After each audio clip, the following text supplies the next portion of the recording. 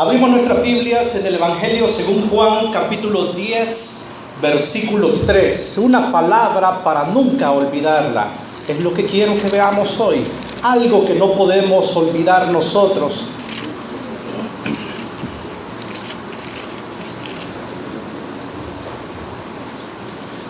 Evangelio según Juan, capítulo 10, versículo 3. Hay una palabra que de esa palabra depende toda nuestra existencia y nuestro futuro, que no, como cristianos, nunca podemos olvidarla. Dice la palabra del Señor, Evangelio según Juan, capítulo 10, versículo 3. Vamos a leer el versículo 2 también. Mas el que entra por la puerta, el pastor de las ovejas es. A este abre el portero, y las ovejas oyen su voz, y a sus ovejas llama por nombre y las saca. Amén. Hay algo para recordar y para jamás olvidar. Recuerdo que cuando era niño jugábamos arriba en un campo que hay arriba de la casa. Mientras nosotros jugábamos pelota, había otro niño que llegaba con ovejas. Era un aproximado de unas 25 ovejas, le decíamos el chivero a ese niño. Y él era el pastorcito de las ovejas, las cruzaba por el cafetal, y es la experiencia más cercana que he tenido con ovejas, en el sentido de ver un rebaño de ovejas. Y yo como niño, y hoy como adulto, si las volviera a ver un rebaño de ovejas, solamente le puedo decir que es lo que yo veo. Cuando veo un rebaño de ovejas, justamente veo un rebaño de ovejas. Veo un montón de pezuñas. No veo ovejas, veo un rebaño de ovejas, las veo todas, ninguna diferente. Las veía todas blancas, las veía todas de la misma manera, pero no es así el pastor. Para él cada oveja es diferente.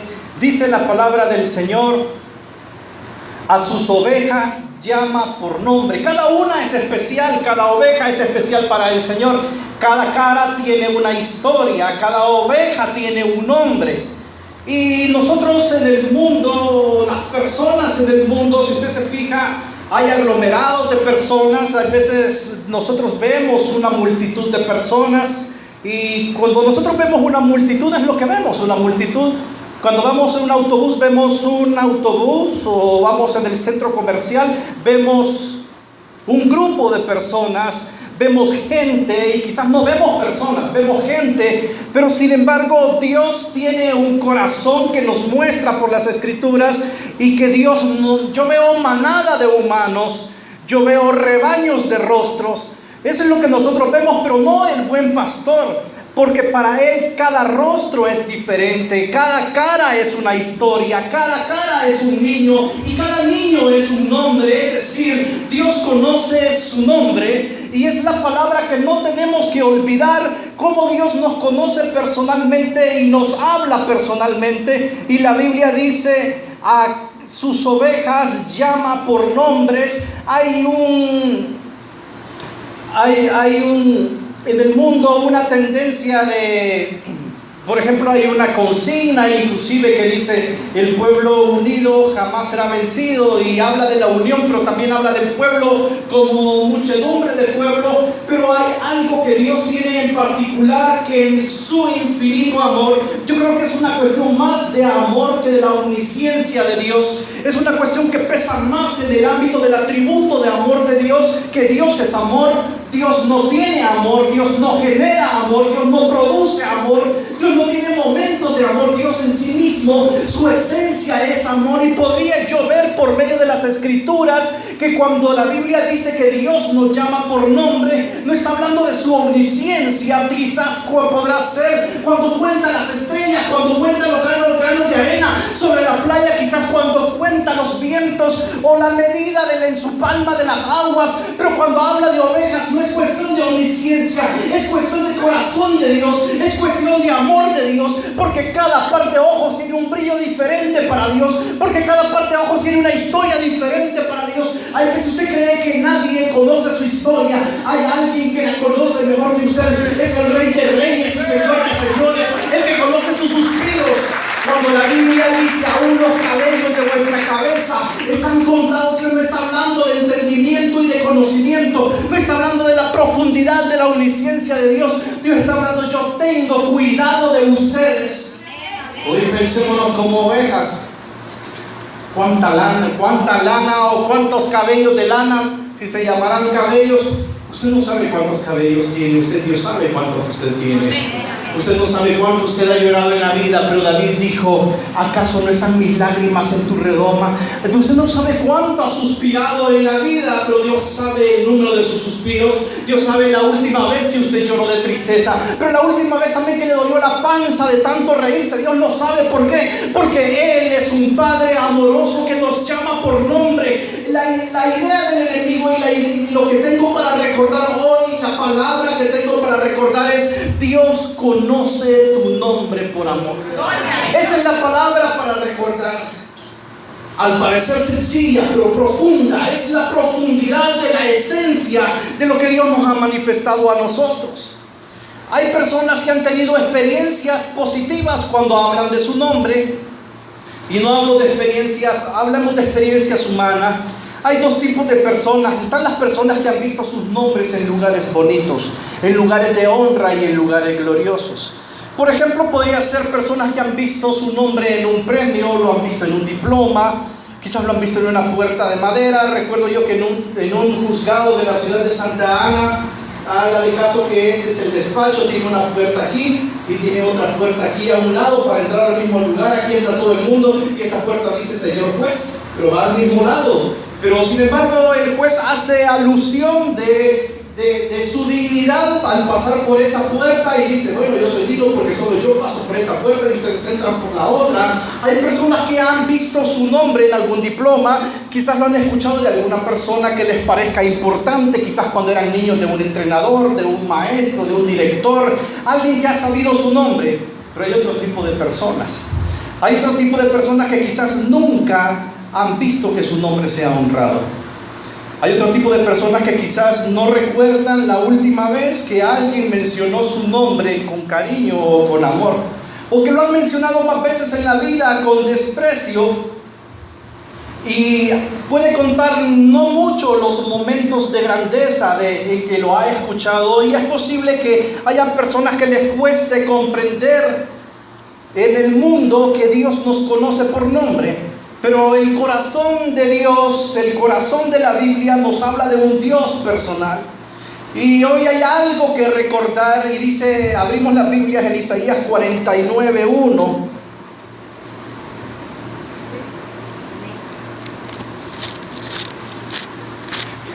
Para Dios cada nombre es una historia, cada historia es un rostro, cada rostro es un sueño, cada sueño es un niño. Porque somos los niños de Dios, somos los hijos de luz, somos los niñitos del Señor, la niña de sus ojos, lo más delicado de sus ojos. Dice Isaías capítulo 49, vamos a ver 2 versículos. Oídme costas y escuchad pueblos lejanos. Jehová me llamó desde el vientre, desde las entrañas de mi madre. Tuvo mi nombre en memoria.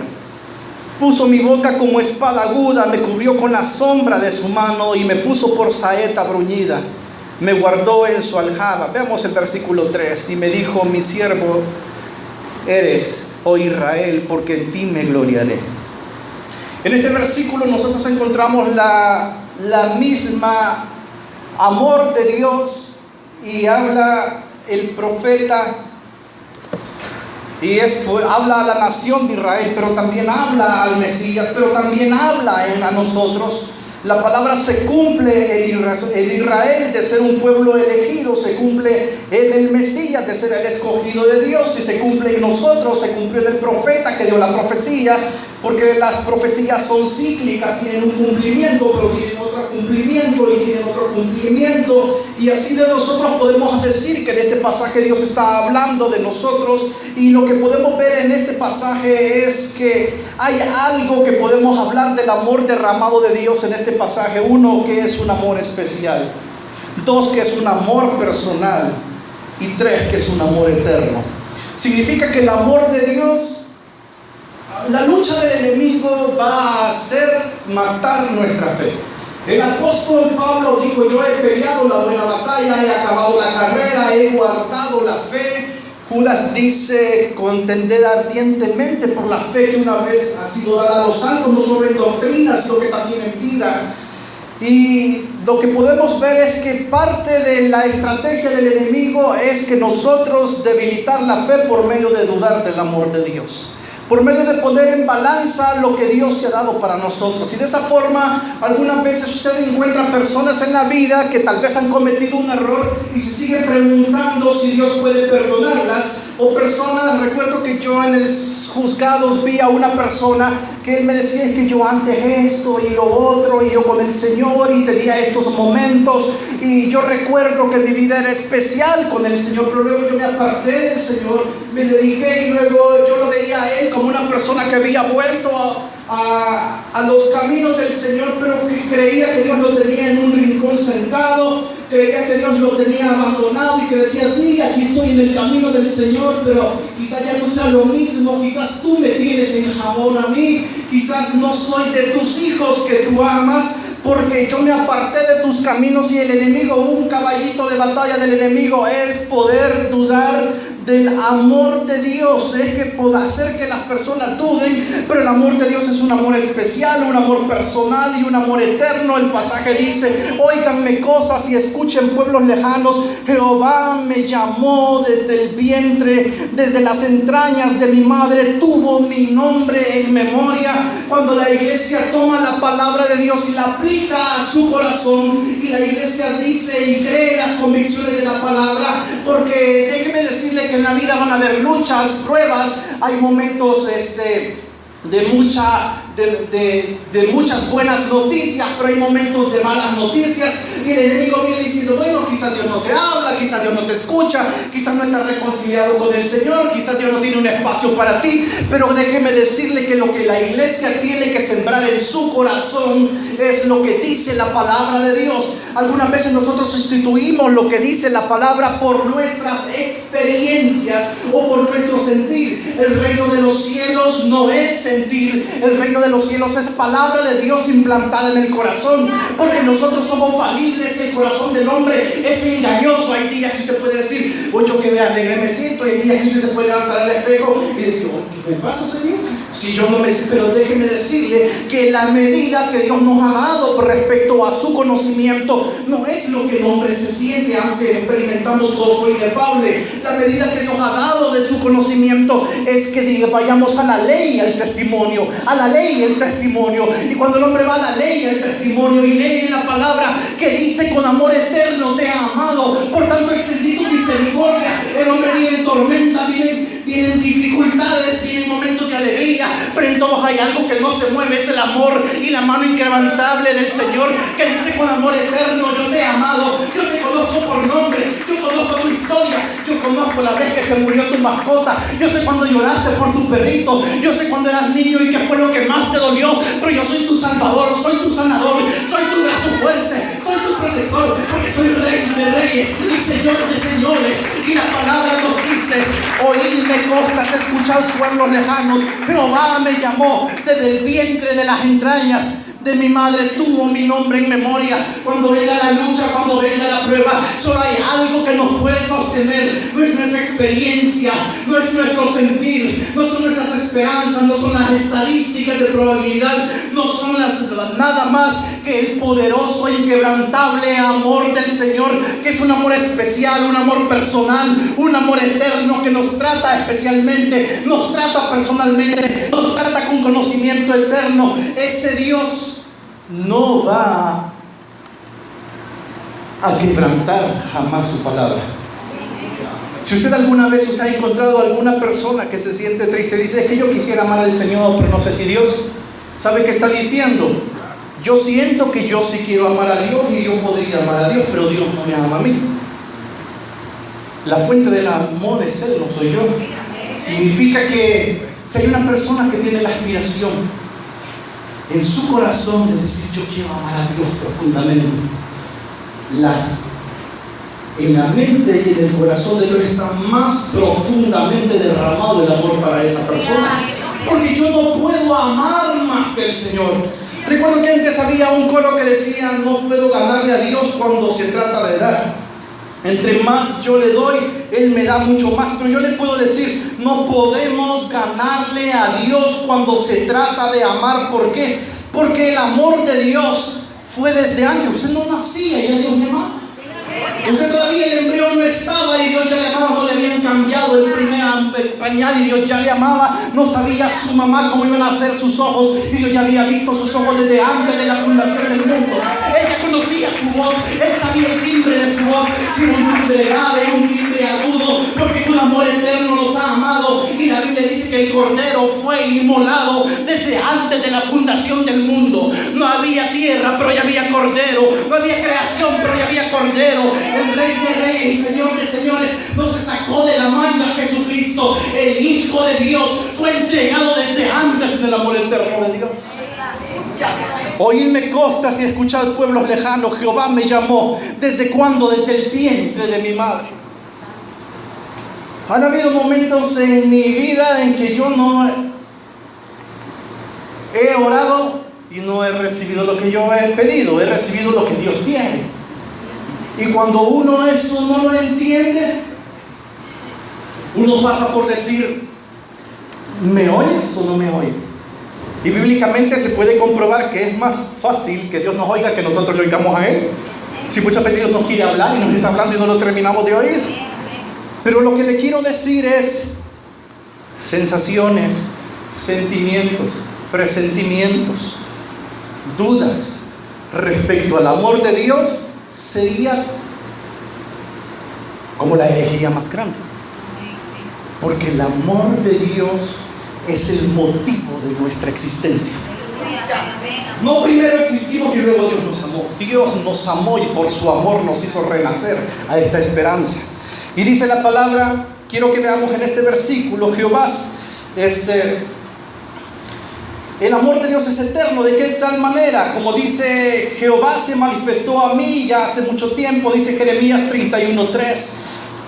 Con amor eterno te he amado, por tanto prolongué mi misericordia. Dios no nos amó incidentalmente o accidentalmente en el camino. Como le digo, Dios ya la conocía y conocía su nombre desde antes de la fundación del mundo.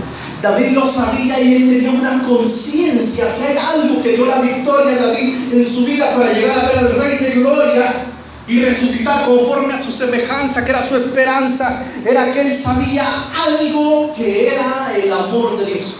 Podrá haber dudado David de lo que fuera, si tenía suficiente ejército o si no lo tenía, si tenía los mejores consejeros en un momento o si no los tenía, si tenía disponibilidad del trono o no lo tenía, pero había algo que David sabía, era el amor de un Dios que es soberano.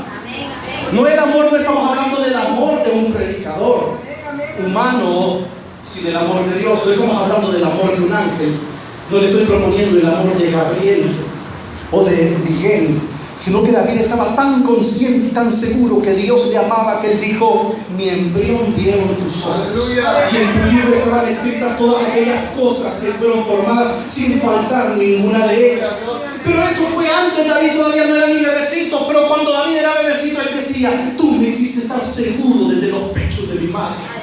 ¿Por qué? Porque hay una administración de Dios para nosotros, que es la que crea al hombre seguridad, que es el amor eterno de Dios, inquebrantable. Porque el amor de Dios existe antes que usted existiera vida y existencia física. El amor de Dios existe antes de su problema. El amor de Dios existe más allá de su problema. Es decir, el amor de Dios es la eternidad y usted está sembrado en este pedacito del amor de Dios. No es que nuestros problemas son la eternidad. Nosotros hacemos la inversa la regla. Nosotros creemos que nuestra vida es la eternidad y ver en qué momentos y pedacitos de nuestra vida metemos el amor de Dios. No funciona así. Sobre la eternidad Dios nos metió a nosotros, pero antes de meternos a nosotros metió al Cordero de Dios que quita el pecado del mundo. En este pasaje tenemos nosotros, en el versículo 1 dice y versículo 2, vamos a leer el versículo 2, puso mi boca como espada aguda.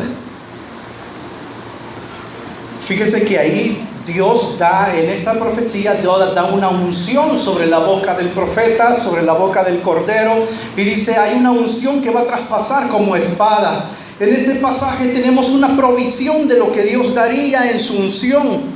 Cuando dice, puso mi boca como espada aguda. Luego dice, me cubrió con la sombra de su mano. También tenemos provisión, pero tenemos protección.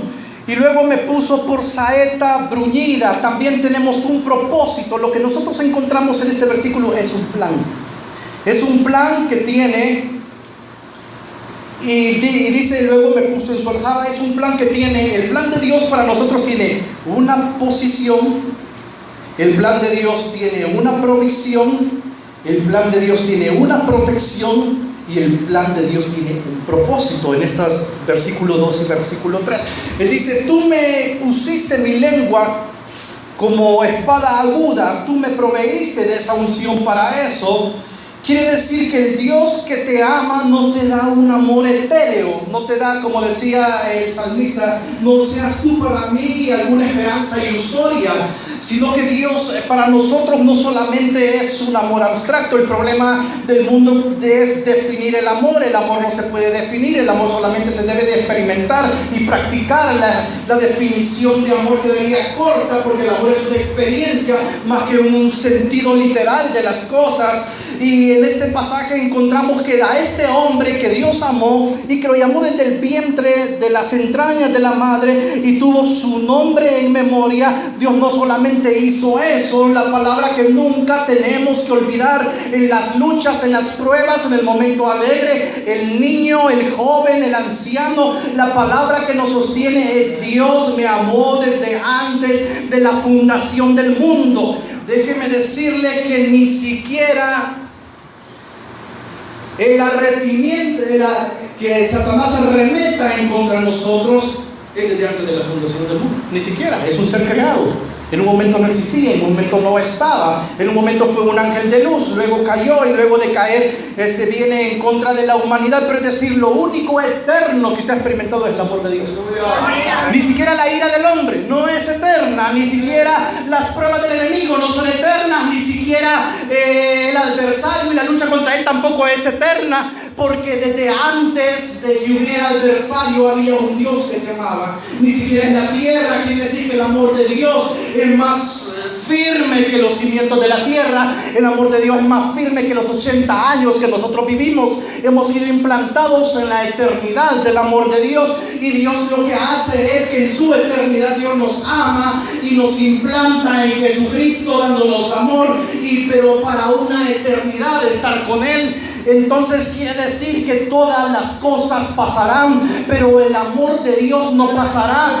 Por eso la palabra dice que el hombre es como la hierba, y que la vida es como la flor del campo. Es la gloria del hombre, y que se seca y se marchita, pero hay algo que no se marchita, es la palabra de Dios. Y la palabra de Dios pronuncia tu nombre. La palabra de Dios es la que te llama Juan, te llama Julio. Su nombre en los labios de Dios, su nombre con el aliento de Dios, su nombre en el suspiro de Dios, su nombre en el amor de Dios. Es lo que cambia la vida del hombre y la transforma y lleva al hombre ¿de qué? De la derrota a la gloria, de la perdición a la salvación, de la eternidad sin Cristo a la eternidad con el Padre. Es la palabra divina de Dios, porque la palabra de Dios es viva y eficaz, y cuando la palabra pronuncia y dice tu nombre y te llama por nombre, entonces porque en Él está levantar al pueblo. Usted tiene que saber de esta parte dos cosas.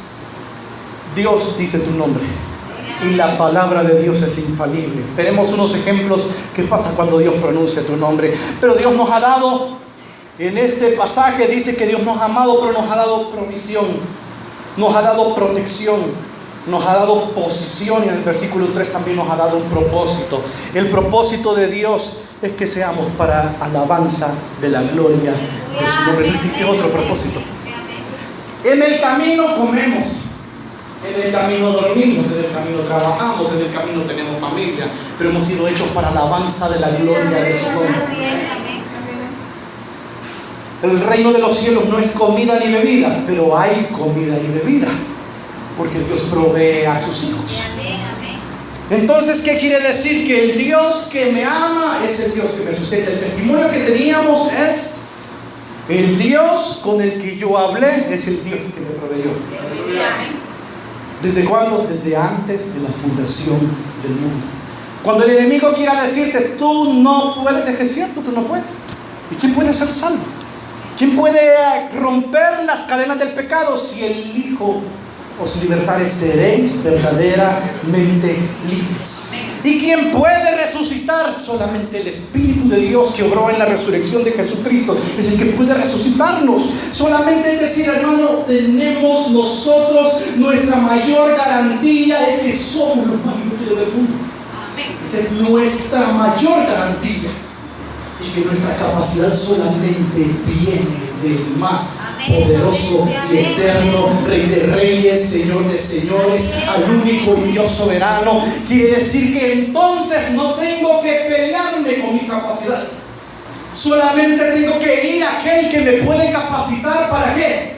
Para amarle, para serle fiel, para adorarle, para servirle.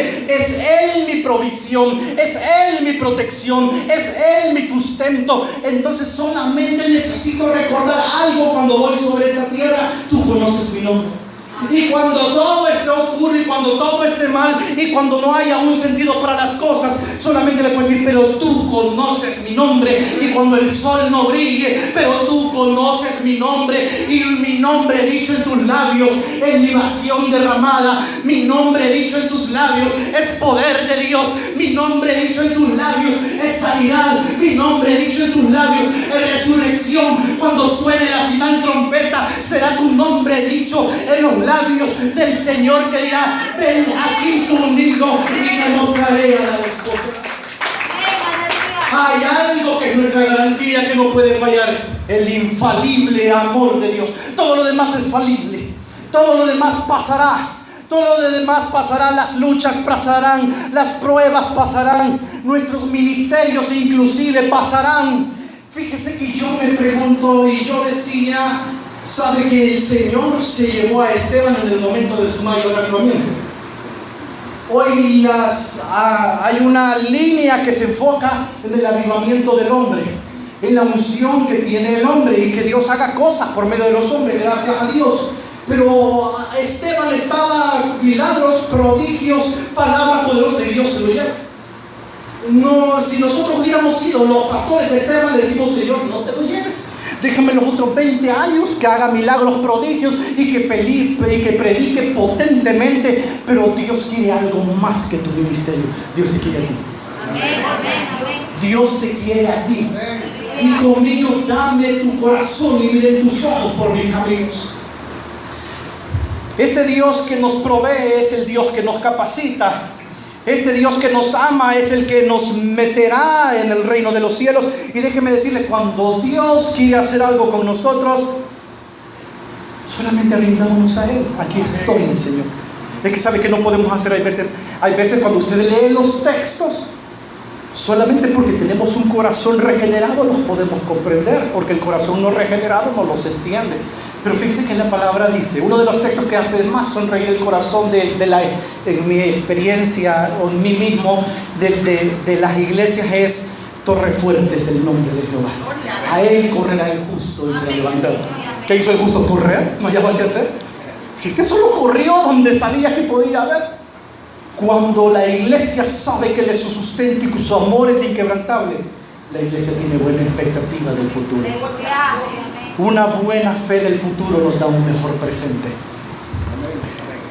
Y quiero decirle que algunas veces el enemigo lucha porque no se den las situaciones, o nosotros creamos que no van a pasar las cosas que Dios quiere. Siempre van a pasar las que Dios quiere, siempre, porque a los que aman a Dios todas las cosas les ayudan a Dios. Había un hombre, John Egland, nunca había predicado un sermón en su vida, jamás. No es que no quisiera hacerlo, pero nunca tuvo la necesidad. Una mañana lo hizo. Fíjese que en esa mañana la nieve cubrió de blanco su ciudad, en Inglaterra. Cuando él se despertó en esa mañana del domingo de enero de 1850, él se pensó quedar en casa. Él era un diácono, pero él dijo, ¿y quién va a ir a la iglesia con semejante condición climática? Pero él cambió de parecer, dijo, si yo soy diácono y yo no voy, entonces ¿quién va a ir?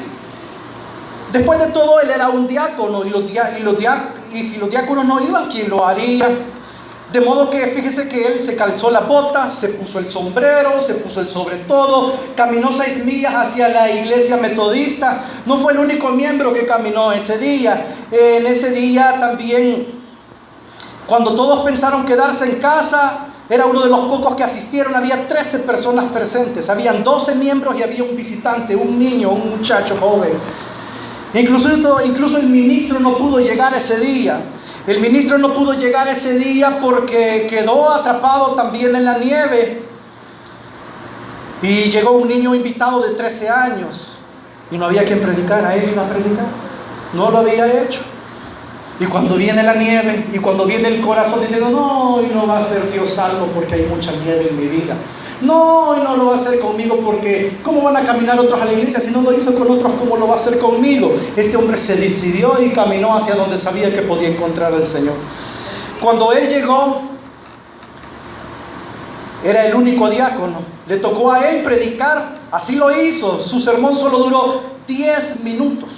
Él daba vueltas, él divagaba, hacía un esfuerzo por destacar varios puntos, no remarcaba ninguno especial, pero al final de la predicación, al final de los 10 minutos de predicación, vino un denuedo poco común, se apoderó de aquel hombre, levantó sus ojos, vio al muchacho de 13 años que estaba en la silla y le hizo un reto y le dijo, joven, mira a Jesús. Y le decía, mira a Jesús, mira a Jesús, mira a Jesús. Mira a Jesús, mira a Jesús, mira a Jesús. 10 minutos. Terminó el sermón. Cuando todos creían que no había pasado nada, Dios estaba obrando cosas maravillosas.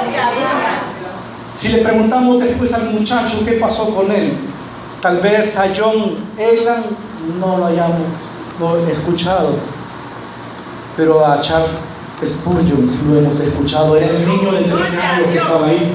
Cuando nadie creía que podía pasar algo, cuando todos preferían que se iba a quedar solo en nieve el día, Dios rescató la alma de un muchacho que solamente esas palabras, mira a Jesús, y cayó como una venda de su entendimiento y vino la luz a su corazón, y luego lo tenemos como el príncipe de los predicadores, porque cuando no hay probabilidades, Dios sigue obrando en su pueblo y en la iglesia.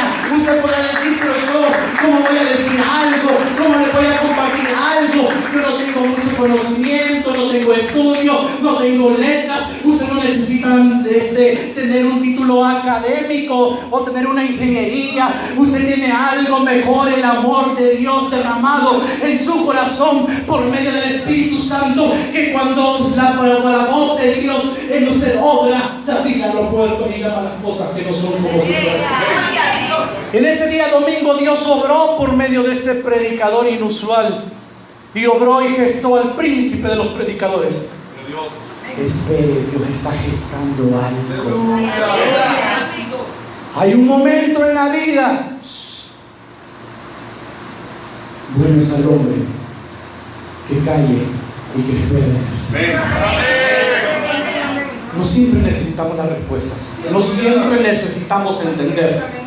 No siempre sabemos cuál es el final del camino.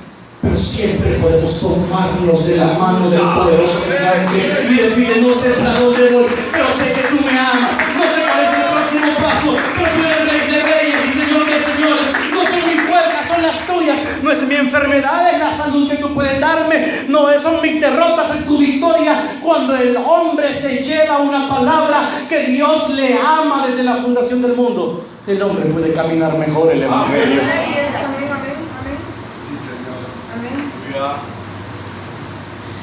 Fíjese que en el versículo 3 le dicen, mi siervo eres, oh Israel, porque en ti me gloriaré. Esa es palabra de Dios. Dios dice, yo en él me voy a gloriar. Aleluya. Usted no lo dijo, lo dijo él. Las circunstancias no lo dijeron, lo dijo él. Simple pero profunda. Nuestra mejor explicación para caminar es porque él lo dijo. Cuando usted no tenga motivo ni tenga razón, Él lo dijo. Él dijo que iba a venir y vino. Él dijo que iba a morir y murió. Él dijo que me va a sostener y me va a sostener. Él dijo que me llevaría a la gloria y me va a llevar. Él dijo que es mi proveedor y me va a proveer. Él dijo que es mi sanador y me va a sanar. Él lo dijo. Él lo dijo. Él lo dijo. Él lo dijo. Y si Él lo dijo, las cosas van a ser, porque su palabra es palabra creativa. Y la misma palabra que dijo sea la luz y fue la luz, dijo sea la luna y son las estrellas y fueron, dijo sean los seres vivientes. Esa palabra dijo tu nombre, dijo José, dijo Miguel, dijo María, dijo Juan Carlos. La misma palabra que creó es la misma palabra que me hizo renacer, no de simiente corruptible, y dijo y me dio vida y te dará vida y te meterá al reino de los cielos, te sostendrá, te edificará y te llevará a gloria. ¿Por qué? Porque Él lo dijo. Esa es mi mejor explicación de por qué vamos a vencer. Porque Él lo dijo, pero no entiendes, pero Él lo dijo. Como el niño, el papá le puede decir: mira, la otra semana vamos, te voy a llevar a San Miguel y vas a ir. Él lo dijo, papá lo dijo. Pero es que mira, tu papá tiene, Él lo dijo.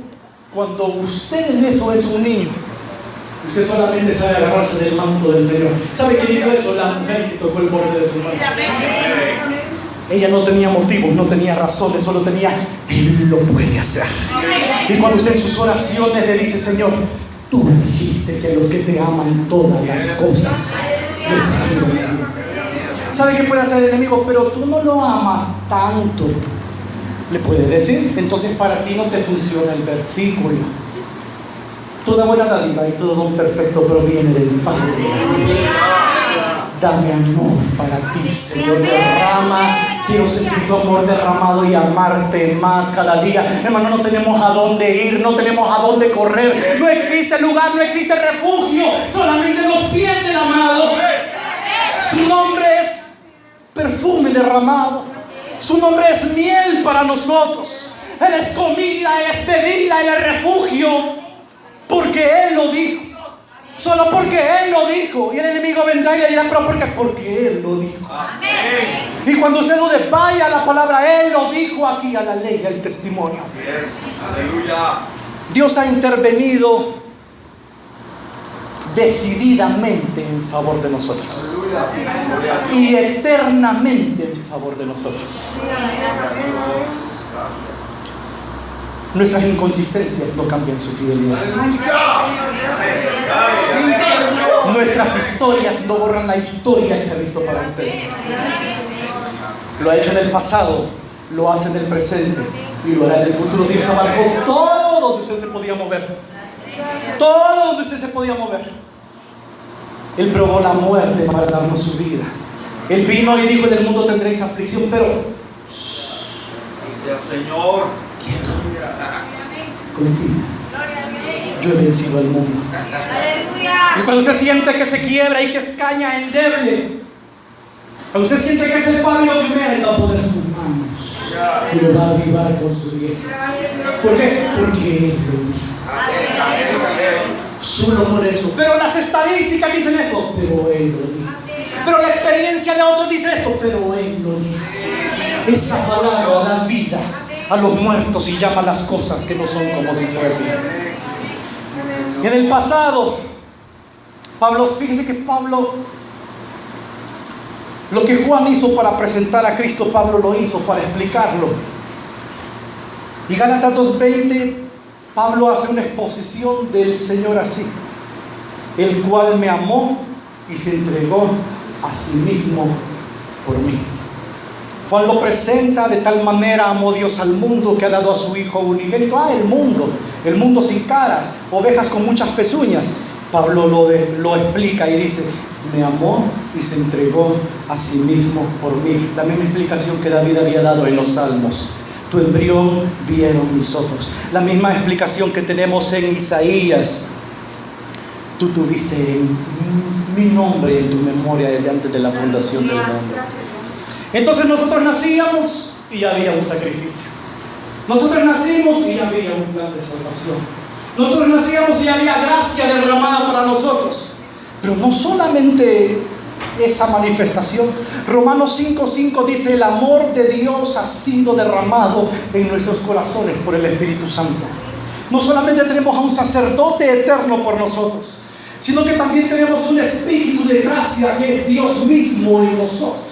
Que decir que dentro de usted no hay un ángel, dentro de usted no está Jesús, dentro de usted no hay un muñequito de feria, dentro de usted está el Rey de Reyes y Señor de Señores. La palabra dice: los cielos no pueden contenerte. El cielo es tu trono y la tierra el estrado de tus pies. ¿Qué casa te edificaremos? La Biblia dice que junta con los dedos, 3 dedos de su mano todo el polvo de la tierra. El que pesó y puso en sus manos todas las aguas del mar. Y Dios dijo: yo quiero vivir y habitar dentro de ti. Por diseño teológico, no, yo quiero estar contigo, entiéndemelo. Yo quiero estar junto contigo. El amor no es algo que se pueda cuantificar. Por ejemplo, ¿cuántas veces al día una mujer ama a su hijo? No puede, está parte de las matemáticas. El amor es permanente por su hijo. Deje de ver el amor de Dios como apuntes matemáticos. Aquí vi tu amor una vez, aquí vi tu amor la segunda vez. Ay, Señor, yo quisiera ver tu amor. No, yo ya nací en tu amor, vivo en tu amor y voy para tu amor eterno. Cuando la iglesia entiende que el amor de Dios es así, la iglesia puede confiar en el poderoso Salvador. Entonces nos ha dado el Espíritu de gracia, el cual intercede por nosotros con gemidos indecibles. Hermanos, no somos muy inteligentes, y Pablo lo pone en cosas básicas, en ciertas cosas, aunque tenemos la mente de Cristo, pero sin embargo, si hay cosas que no las sabemos. Pablo dijo: mire, y si hemos de orar como debemos, no sabemos, pero el Espíritu intercede por nosotros. Pero estoy en las manos de la gracia del Salvador. Pero en el futuro también Dios ha asegurado, Dios ha entregado totalmente por nosotros. Apocalipsis 21:3 dice: y oí una gran voz del cielo que decía. Estas son las palabras, creo que más bellas de la existencia que puede tener alguien.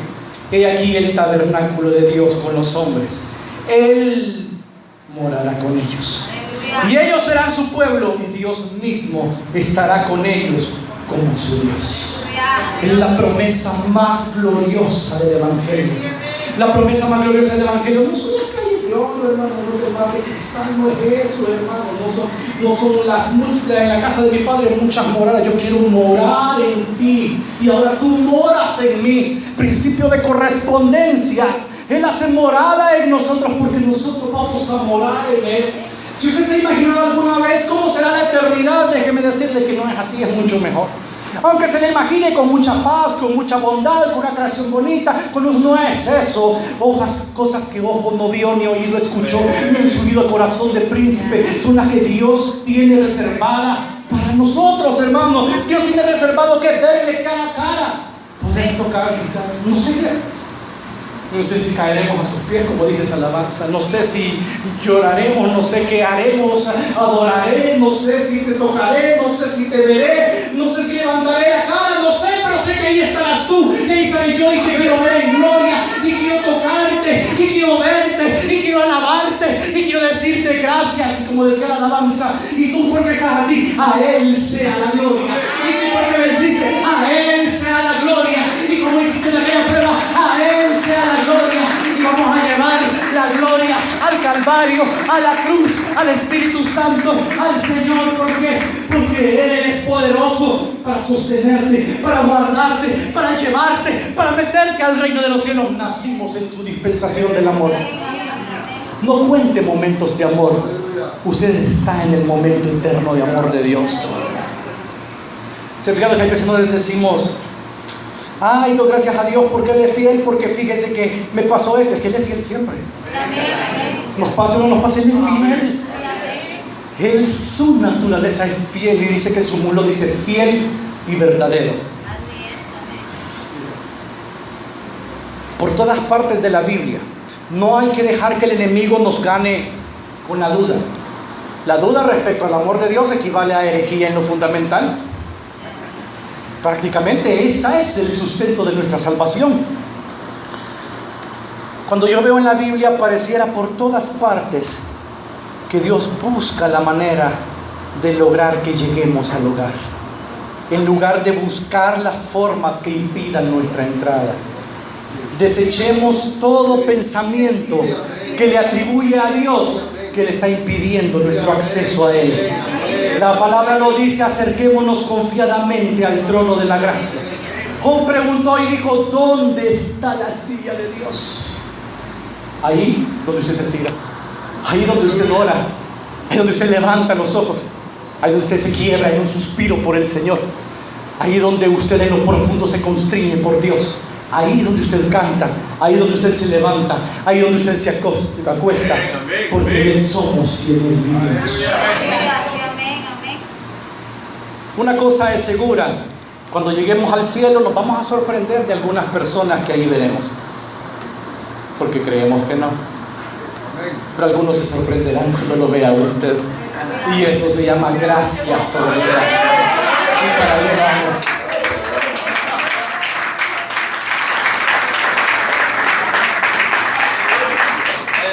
¿Sabe cuál es nuestro problema mental y lo que nos mata a nosotros? Cuando el Señor hablaba con Nicodemo, le dijo: te ha hablado cosas terrenales, y ahora si te dijera las espirituales. Creo que una cosa espiritual es la eternidad. Nosotros hablamos términos terrenales del tiempo. Nos gusta saber cuándo comienza algo y cuándo se termina. Las pruebas también, nos gusta saber eso. Pero Dios no tiene problema con el tiempo.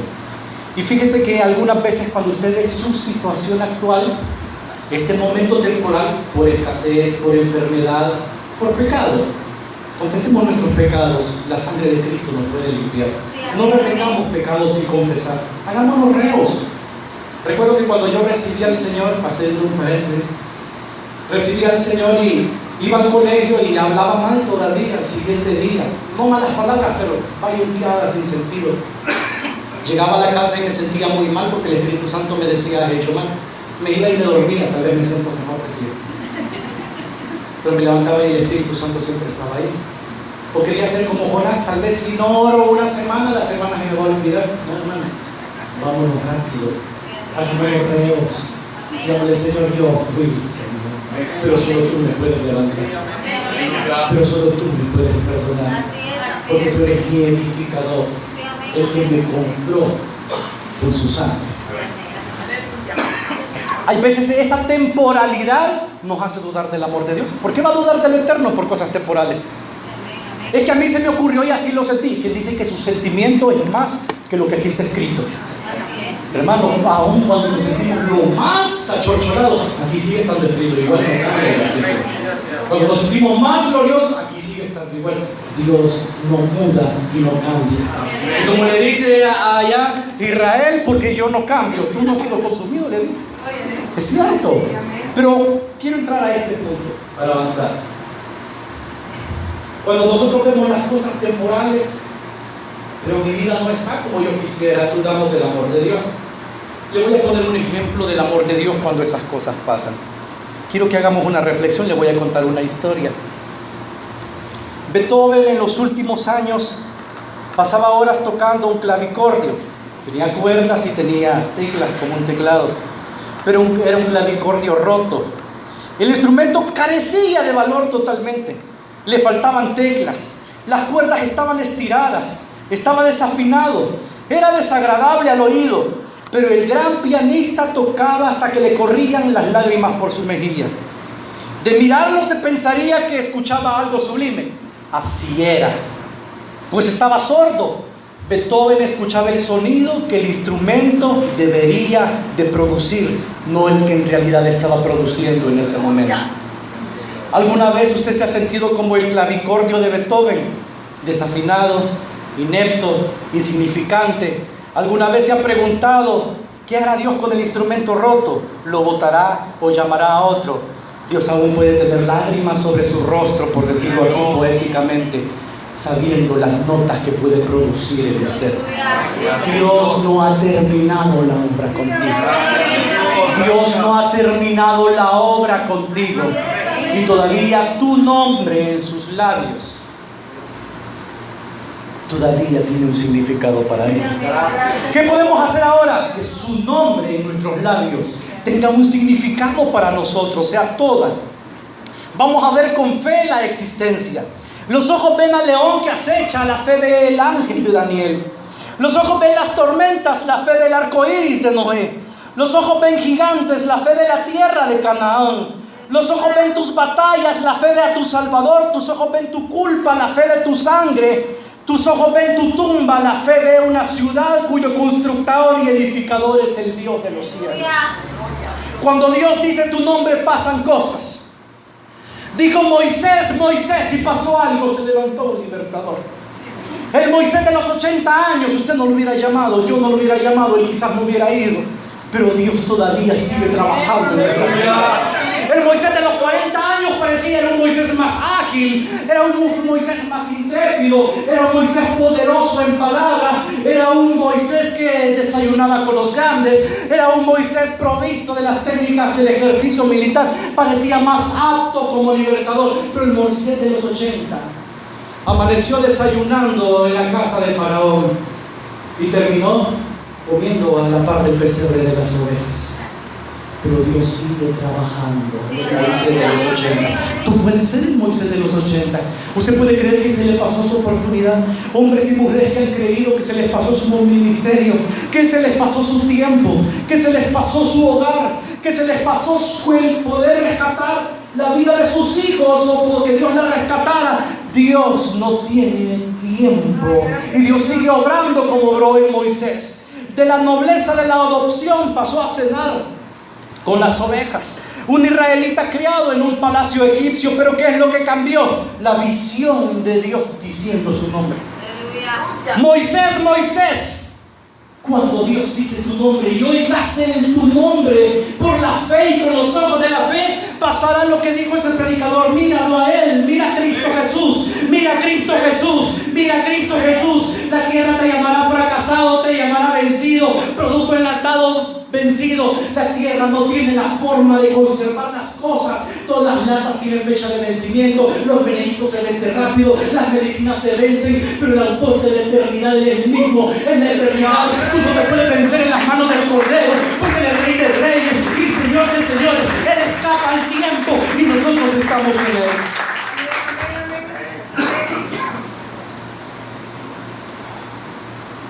Moisés no hubiera ido, usted no lo hubiera llamado, pero Dios sí lo llamó. Fíjese que Moisés estaba en el banco de suplente a los 40 y en el banco de titular a los 80. Se acabaron las clases, le dijo Dios cuando le abrió la salsa. Y le dice, ha llegado el momento. Moisés ni siquiera sabía que estaba inscrito. Y tú estás ignorando que también estás inscrito. También lo estás tú. También estás inscrito. ¿Para qué? Para llevar gloria, honra y honor al Cordero de Dios. La voz de la zarza es la voz que te susurra. Recuerda que Dios aún no ha acabado contigo. Puede ser que el enemigo le haya traído a la mente y que Dios ya acabó con usted. Pero yo le digo que la palabra nos dice: con amor eterno te he amado. Cuando Dios dice tu nombre, dijo Samuel, Samuel, y levantó un gran profeta. Saqueo, date prisa y desciende. Y viene la salvación a la casa.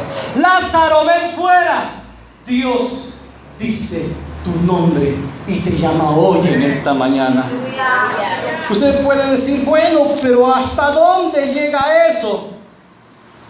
La palabra de Dios dice en Apocalipsis 2:17, para terminar: el que tiene oído oiga lo que el Espíritu dice a las iglesias. Al que venciere le daré a comer del maná escondido, le daré una piedrecita blanca, en la piedrecita escrito un nombre nuevo, el cual ninguno conoce, sino solo aquel que lo recibe.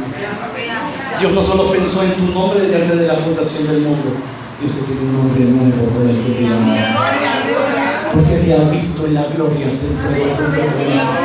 Te ha visto con Él gozando de la eternidad. No te ha visto postrado, no te ha visto que vas a caer en el desierto, no te ha visto que vas a quedar. ¿Por qué? Porque con amor eterno te ha amado y por eso he extendido mi misericordia.